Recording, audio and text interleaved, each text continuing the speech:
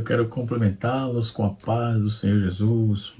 Que bom estar aqui com vocês. Muito grato a Deus por esta oportunidade de poder mais uma vez estar comentando a lição da classe dos jovens. Nós estamos nesta oportunidade finalizando o segundo trimestre de 2024. Está se findando, não é? Nossa próxima lição, nós vamos falar sobre Daniel. Está aqui a próxima lição da classe dos jovens. Nós estaremos comentando sobre Daniel, né? E nós vamos estar nessa caminhada aí de Daniel. Daniel, uma jornada de lealdade, como vivemos na Babilônia, conservando os valores, guardando a identidade, uma firme decisão de não se contaminar. A revelação de Deus confronta o secularismo, coragem para enfrentar a fornalha ardente. Deus abate o coração orgulhoso, consequência destruidora do prazer carnal. Entre a lei de Deus e a lei dos homens, os impérios mundiais e a supremacia do Filho do Homem, revelação sobre o tempo do fim, estudo, oração e as 60 semanas de Daniel, por fim de todas as coisas. Então, é essa a temática do próximo trimestre, que começará no próximo mês, né? Estamos já finalizando também o mês, né? E essa aula será ministrada no dia 7 de julho, né? Mas vamos gravar ela posteriormente, tá bom?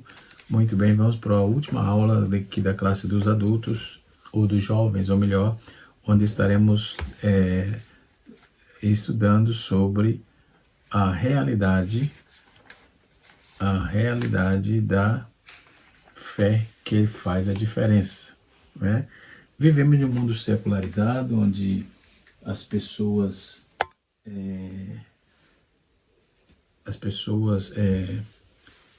está deixando a fé de lado e tudo, tem uma série de fatores acontecendo de forma negativa. Então, nós temos o texto principal. O texto nos diz assim: todo o vosso viver honesto, tendo o vosso viver honesto entre os gentios, para que naquilo em que fala mal de vós, como de malfeitores, glorifiquem a Deus no dia da visitação pelas boas obras que vos observam. 1 Pedro capítulo 2, versículo 12. O resumo da lição diz assim: Deus espera que façamos a diferença na vida do próximo, demonstrando assim o poder de fé genuína. Os objetivos da lição estão pautados assim: conscientizar de que o Evangelho nos direciona para Deus, saber que o Evangelho nos direciona para o mundo e ressaltar que o Evangelho nos direciona para a eternidade, né? Deus, mundo e eternidade. Isso é a direção do Evangelho. O texto bíblico em classe está, que seria no caso da classe dos adultos, né? Mas aqui é texto bíblico, Mateus capítulo 5, no seu verso 13 a 16. Mateus capítulo 5, no seu verso 13 a 16, né? O texto nos diz assim: vós sois o sal da terra, e se o sal for insípido, com que se há de salgar? Para nada mais presta, senão para ser lançado fora e ser pisado pelos homens. Vós sois a luz do mundo. Não se pode esconder uma cidade edificada sobre o monte, né? Nem se acende a candeia e se coloca debaixo do alqueire, mas no velador, e dá luz a todos que estão na casa. Assim resplandeça a vossa luz diante dos homens, para que vejam as vossas boas obras, e glorifiquem a vosso Pai que estás nos céus, né? Então esta é a demanda, o texto base da nossa lição, né? Estaremos estudando esse assunto interessantíssimo, e a lição está dividida em 3 tópicos, né? Conforme podemos ver. O primeiro tópico é: o Evangelho nos direciona para Deus. Segundo tópico: o Evangelho nos direciona para o mundo. E terceiro tópico é: o Evangelho nos direciona para o Evangelho nos direciona para o terceiro tópico: o Evangelho nos direciona para a eternidade, para Deus, para o mundo e para a eternidade, não é? E assim sucessivamente. Então vamos estar aprendendo esta importante lição, tá certo? Muito bem. Algo nesse trimestre abordamos, ao longo desse trimestre, nós abordamos, né, alguns pontos tidos por essenciais para a fé, né? A fé cristã. Não esgotamos o assunto, pois sabemos que há muitos outros pontos que existem, né? E pode ser pesquisados e aplicado às nossas vidas de quem está estudando a respeito da fé cristã. As temáticas que estudamos mostram a importância do Evangelho e da Palavra de Deus na vida e de quem já recebeu a Jesus. Nesta última lição, cabe o seguinte pergunta: que diferença o Evangelho pode fazer na humanidade? É o que veremos nesta lição, tá certo? Vamos estar dando uma passada, uma estudada nessa lição, pois ela é de suma importância para os nossos dias, né? Quando a Bíblia fala aqui no capítulo 5, verso 13, né, que Paulo fala assim, a Bíblia, Mateus fala assim, vós sois a sal da terra, Jesus dizendo, né, vós não os apóstolos, mas apenas os ministros, de todos vós sois santos e são sal da terra, estáis por temperar os outros. Marcos capítulo 9, versículo 50, Lucas capítulo 14, versículo 34, né? Vós sois a luz do mundo, né? A luz do mundo, conforme está em João 8,12 e em João 9, 5, onde Jesus diz que de si mesmo eu sou a luz do mundo, né? Que brilhando iluminarás em Filipenses capítulo 2, verso de número 15, na qual brilhais como luminárias no mundo. Uma cidade fundada sobre os montes, né? Stalin observou que na morte da Palestina, no norte da Palestina, no norte da Palestina, a planície das encostas das montanhas, estão planilhadas ou pontilhadas nas aldeias situadas na maior parte, não como as da Judéia, no topo das colinas ou Samaria, em vales profundos, mas como na Filistia, nas encostas das cordilheiras que cruzam aí e delimitam aí a planície. A figura do texto lembra, portanto, a ideia que em vez da Galiléia e Belém, em vez de Nazaré. Alguns, porém, conjectura que a essa altura Safete estava à vista e foi apontada por nosso Senhor Jesus Cristo. No versículo 15, nos diz assim, versículo 15, nem quem acende a lâmpada pode ser debaixo do cesto, mas sim luminária, ilumina todos que estão na casa. Luminária aqui é candeia, em algumas versões, candeia em uma casa judaica não era colocada numa mesa, mas em um pedestal, né, que é chamado de velador, o alto ou o suporte, né, às vezes feito com um eixo de deslizante. Todos quantos estão na casa, ou seja, os judeus, Lucas, fiel ao caráter do seu evangelho, diz, para que os que entram, né, ou seja, os gentios, veja que diz Lucas capítulo de número 8, verso de número 16, né? Então, a ideia, a proposta do evangelho é que as pessoas se convertam e se voltem para Deus. Tópico de número 1. O evangelho nos direciona para Deus. Iniciamos no nosso estudo os pontos mais importantes que o evangelho faz em relação a nós, ao Deus que nos criou. Que diferença?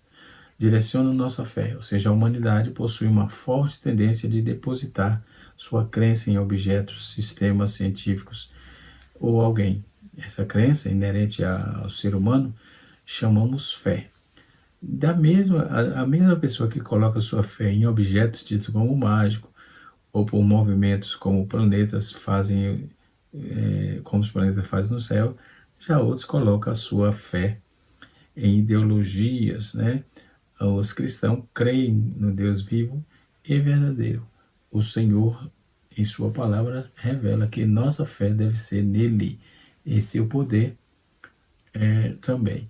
A Bíblia diz que a fé é o elemento que precisamos para nos aproximar de Deus. Ora, sem fé é impossível agradar a Deus, porque é necessário que aquele que se aproxima de Deus creia que Ele existe e que é galardoador dos que o buscam. Hebreus 11, verso 6.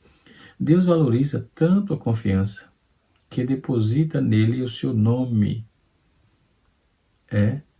que se propõe a recompensar aqueles que se aproximam dele, com fé, claro. Não há quem se aproxime de Deus de forma como ele deseja e que saia de mãos vazias, né? Em dias em que as pessoas rejeitam Deus para viver de acordo com seus ditames, com seus objetivos e propósitos, o Evangelho, a mensagem do Evangelho continua sendo consistente, sendo pregada. Jesus cura, salva, transforma, batiza e leva para a eternidade, né? Então consiste com o que Deus determinou sobre a nossa forma de confiar, onde depositar a nossa confiança, enfim. Subtópico número 2 diz: temos paz com Deus, o Criador. Manteve um relacionamento estreito, né? Manteve um relacionamento estreito com o primeiro casal, mas quando eles pecaram, se afastaram do Eterno, se afastaram de Deus. Ele mesmo estabeleceu os parâmetros pelos quais poderíamos se aproximar de sua presença novamente. Entre tudo o que foi perdido por causa do pecado, estava a paz. O homem se escondeu de Deus e desde esses dias, sempre que peca, sua tendência é se afastar ainda mais de Deus, né? Depois da queda, a única forma de nos aproximar de Deus é mediante a fé por meio de Jesus Cristo, mediante a fé através de Jesus Cristo, entendeu? E assim sucessivamente. Nós vamos observar que, tendo paz com Deus, e tem uma boa notícia, uma boa nova, é o Evangelho que traz paz para a nossa vida. Esse sentimento pode ser definido como ausência de conflito e pode representar o convívio, pode apresentar uma convivência tranquila, né, entre as duas ou mais pessoas, nesse caso, entre nós e Deus. Sendo, pois, justificado pela fé, temos paz com Deus por nosso Senhor Jesus Cristo. Romanos 5, verso número 1. A justificação, ou seja, a ser declarado justo, livra-se de qualquer culpa e vem por meio do perdão dos nossos pecados que foram quitados por Jesus na cruz, né? E assim sucessivamente, né? E nós vamos estar verificando como Deus trabalha dentro da proposta que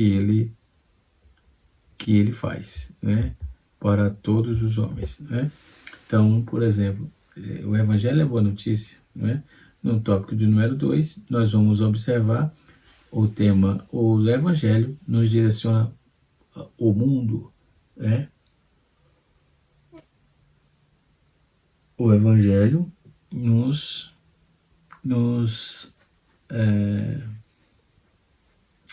direciona ao mundo. Sal e luz. O Evangelho nos conduz à interação com o mundo, contudo, de uma forma diferente. Não mais como participantes das práticas condenadas por Deus, mas como pessoas que fazem diferença em um ambiente tomado pelas trevas em vias de decomposição.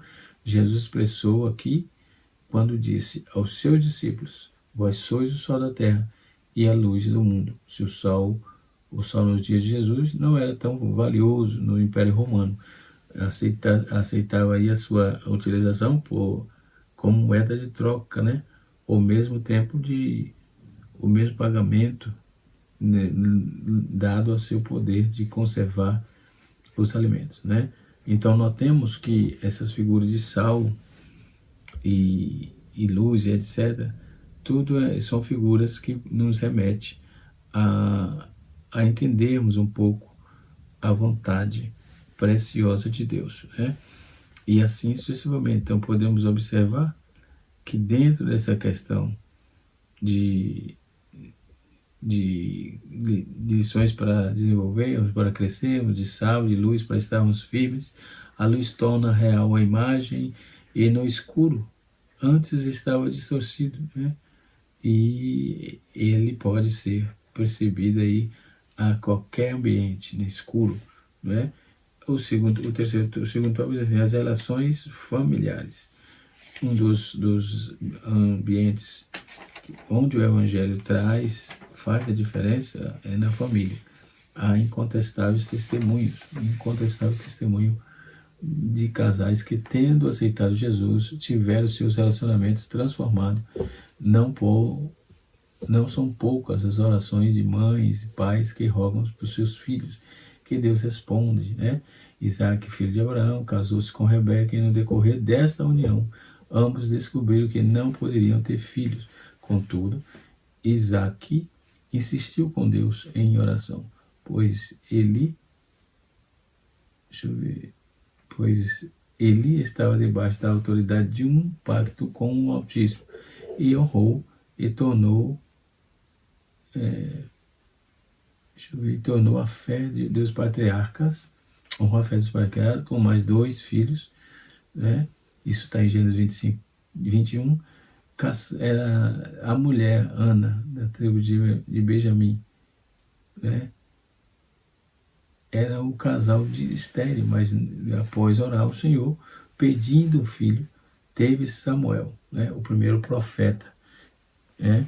Que também era sacerdote. Jairo, chefe de uma da sinagoga, rogou a Jesus, pediu a Jesus, né? que as curasse, e a filha, ela foi curada, né? Então Deus valoriza a união familiar entre o homem e sua mulher, e pela fé responde suas orações. O Evangelho torna os filhos mais independentes, e os filhos, ainda que na tendência do pecado, né, se manifesta de forma contínua em todas as pessoas, torna os pais mais reversíveis, no caso, ou sensíveis, né? O meio ambiente, como já sabemos, toda a criação é uma toda a criação é que ele ordenou ao homem que sujeitasse o coração à criação e dominasse sobre os peixes do mar. Diante dos muitos problemas criados pela ação do homem em relação ao meio ambiente, é necessário entender que o Evangelho muda a sua forma de pensar, de agir, de coração, né? O ambiente em que se encontra a fé cristã, ou seja, a fé, ao chegar à vida de uma pessoa, traz percepção, né? Percepção de que ela teve respeito pela criação de Deus. Isso implica em dizer que um salvo em Cristo, não destrói o meio ambiente onde está a nova conservação, da mesma forma que, como os hebreus deveriam cuidar da terra, assim também havia sido colocado por Deus. Somos aí desafiados a interagir com o meio ambiente, né? E assim sucessivamente. No tópico de número 3, nós vamos observar aqui o Evangelho nos direciona para a eternidade. O Evangelho nos direciona para a eternidade. Conforme vimos, Paulo dividiu esses 3 tópicos, né? E assim sucessivamente. 3 tópicos muito interessantes, né? E não é o que nós estamos abordando agora, né? Então, precisamos ter sempre coerência no que está fazendo, para não bater cabeça, né? Então, Paulo, ele instrui, ele fala, ele demanda aí bastante tarefa a esse povo, a começar de tudo aquilo quanto Deus tem para nós. O apóstolo Pedro mencionou que em seus dias havia irmãos em toda a em todo o mundo, né, que estava sendo afligido pelos ataques de Satanás. O evangelho não ficou só em Jerusalém, né? Não ficou só em Jerusalém. Ele ultrapassou barreiras geográfica, linguística, cultural, né? Então João, contemplados nos últimos dias, disse estas coisas: olhei e eis que aqui na multidão, qual ninguém podia contar, as nações e as tribos e línguas estavam diante do trono, perante o Cordeiro, trajando suas vestes brancas e plantas em suas mãos, né? E assim sucessivamente. Nós podemos observar que o tópico número 3 nos fala assim: o Evangelho nos direciona para a eternidade. Eternidade em nossos corações. O ser humano não é um conjunto de elementos químicos. Ele se amotou ao longo de todo o processo que se arde por acesso, né? Ele foi criado por Deus de forma que de forma planejada, a humanidade tem dentro de si o desejo de não passar pela morte, né? E assim sucessivamente. Então, enquadra esses 4 ciclos de proposta, de vista, sem fio, assusta, né? Qualquer pessoa que vai passar dificuldades, né? Então, nós vamos observar dentro desses parâmetros, né? Não estamos sozinhos, né? Subtópico 2.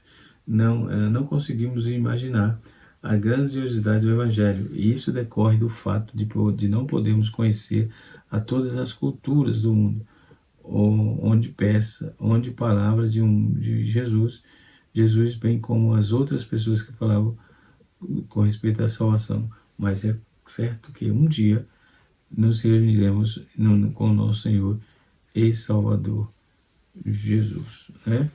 Então Pedro menciona que seus dias havia irmãos em todo o mundo que estavam aí sendo afligidos, né, pelos ataques e perdizes, pelos ataques do diabo contra a nossa vida, contra a vida da igreja, não é? E assim sucessivamente. Esse tema, ele sai falando de fé, não é? Sai focado nessa questão de fé. Quando vamos ver para essa questão, nós vamos observar que existe a intimidade com Cristo, né? A intimidade com Cristo, que está pautado sempre nas lições propostas para nós outros, né? Essa demanda, né? Nós podemos observar o que é preciso para se iniciar um relacionamento com Deus. Esperar um raio cair, né? Devotar-se à obra de caridade em diferentes religiões. O que falta, né? Então, que nós possamos dar suporte, né, para tudo aquilo que está no nosso alcance, que está diante dos nossos olhos, que está sendo pautada em nós. Mas isso é o Senhor, Ele contemplou, Ele sabe todas as coisas, né? Então podemos ver que nesse terceiro tópico, nós temos aí: não estaremos sozinhos. Não conseguimos imaginar a grandiosidade do Evangelho, não é? Isso pode decorrer do fato de não podermos conhecer as pessoas, né? Conhecer todas as culturas do mundo, onde a palavra de Jesus já chegou, bem como as pessoas que foram alcançadas pela salvação. Mas é certo que um dia nos reuniremos, né? E nos reuniremos com nossos irmãos salvos no porvir, né? O apóstolo Pedro menciona isso nos seus dias. Ele fala que nos seus dias havia irmão de todo mundo que estava sendo afligido por ardis, por ataques de Satanás.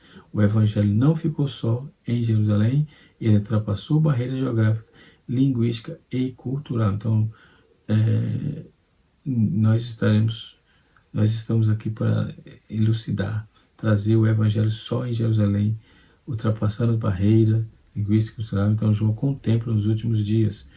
Depois dessas coisas, olhei e eis que uma multidão que ninguém podia contar, de todas as nações, tribos, povos e línguas. Então, que estava diante do trono de Deus, perante o que está diante do Cordeiro, trazendo vestes, vestes brancas, para com a palavra, né, para com a palma, né, na palma da mão. Então estaremos sozinhos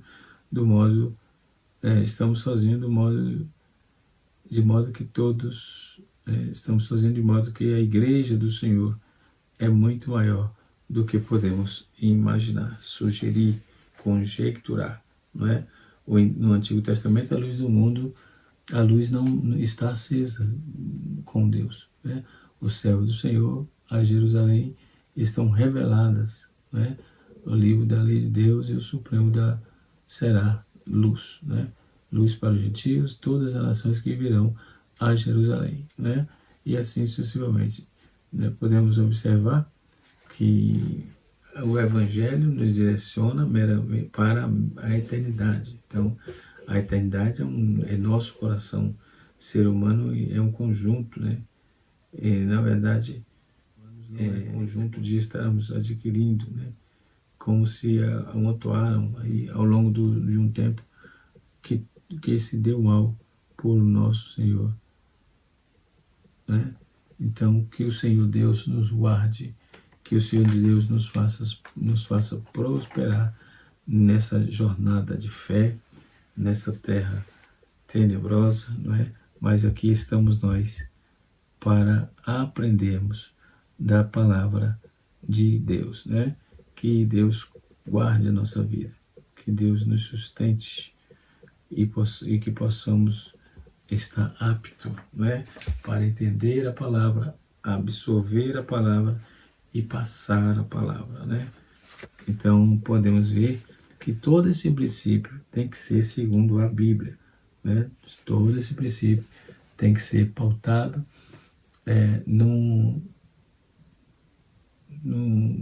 em todo conceito que tiver favorável, né?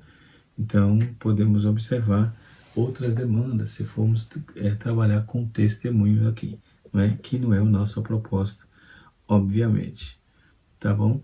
Então vamos dar sequência dentro desse contexto. Nós temos que verificar toda a grandeza de Deus sobre a nossa vida, sobre a nossa fé, sobre o nosso espaço. Deus, Ele é Senhor de tudo, Ele é quem manda, quem desmanda. Então, os meninos pegam o Evangelho, né, traz paz para a nossa vida. Esse sentimento pode ser definido como ausência de conflito, ou seja, e pode representar aí a convivência tranquila entre duas pessoas, né? Nancy Pierce, ela vai escrever, diz que o coração e a queda e a redenção são próprios decisivos e infundáveis da Bíblia Sagrada. Além de servirmos de ferramenta para nosso diagnóstico, muitos úteis braços perguntaram genuinamente. A Bíblia tem de manter os 3 pontos principais, né? Então podemos observar a importância que temos diante da eternidade, né? Precisamos ser fiel, precisamos buscar a Deus, precisamos crer, precisamos estar envolvidos com as coisas da eternidade, com as coisas de Deus, né? Com as coisas que Deus preparou, e assim sucessivamente. Então, no terceiro tópico, deixa eu ver, no terceiro tópico nós vamos observar, nós não estamos sozinhos, e de fato não estamos, o apóstolo Pedro mencionou isso, né? E dentro desse conceito, também o comentarista da lição colocou assuntos pertinentes para dissecarmos sobre essa temática muito interessante para os nossos dias, tá certo? Então, nós estamos chegando já ao final da aula. Espero que o Senhor Deus continue te abençoando, guardando e te protegendo continuamente dia após dia. Que o Senhor Deus nos ajude e nos abençoe e nos faça prosperar. Até a próxima aula, se Deus assim nos permitir. Canal Rascunho DVD, ensinando para transformar vidas.